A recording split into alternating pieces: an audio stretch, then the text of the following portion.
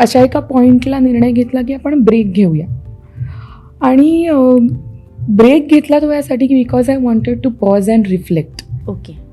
कारण काय होतं, हे गरजेचं आहे असं मला खूप वाटतं, असा ब्रेक घेऊन विचार करणं. कारण आपण we are caught in the रट.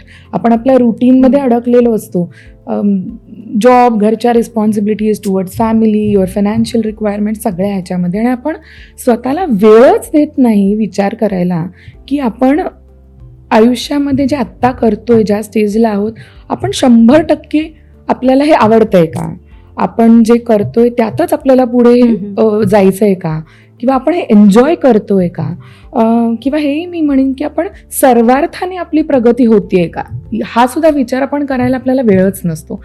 त्यामुळे मी ठरवलं की एक ब्रेक घ्यायचा. त्यावेळेला माझा नवरा, अखिल, माझे आई वडील, सासू सासरे सगळ्यांनीच मला त्यावेळेला सपोर्ट केला हा निर्णय. आणि मी तो जो ब्रेक होता माझा, आय थिंक त्या ब्रेकमध्ये कुठेतरी ही व्यवसायाची कल्पना पक्की झाली.